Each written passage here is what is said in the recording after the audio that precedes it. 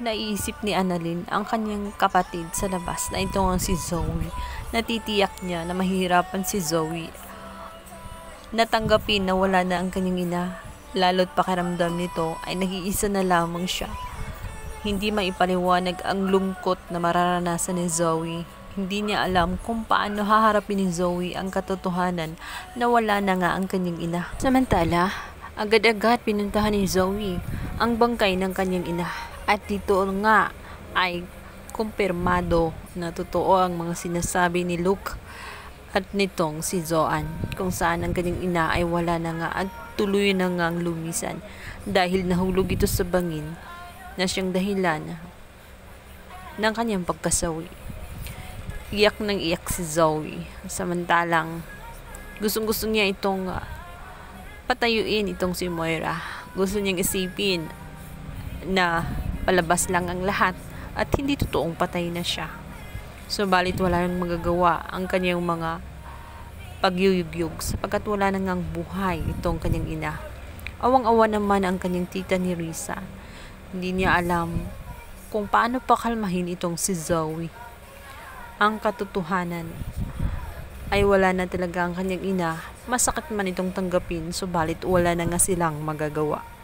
Umiiyak na lang si Zoe habang sinasabi niya ang mga salita na paano niya itutuloy ang kanyang buhay ngayong mag-isa na lamang siya. Tela, napakalungkot isipin na kung kailan siya nakalabas ng kulungan, saka naman siya mawawala. Sinabi ni Zoe, bakit kasi hindi siya nakinig sa kanyang mga payo na huwag na maghiganti, hindi sana ay hindi siya natuluyan at buhay pa siya hanggang ngayon. Sumunod na araw, dumating na nga ang lamay nitong si Moira. Malungkot ang lahat.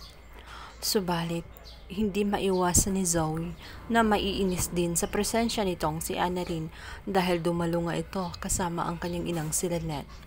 Hindi mapigilan ito na sisihin kundi dahil sa kanya ay hindi sana mamatay ang kanyang ina.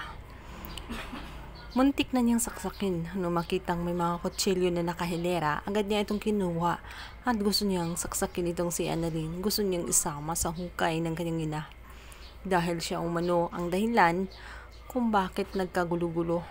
Siya ang dahilan kung bakit ang kanyang ina ay naging miserable. Ngunit sinabi nitong si Annalyn na wala siyang kinalaman sapagkat ang lahat-lahat ay ginusto ni Moira.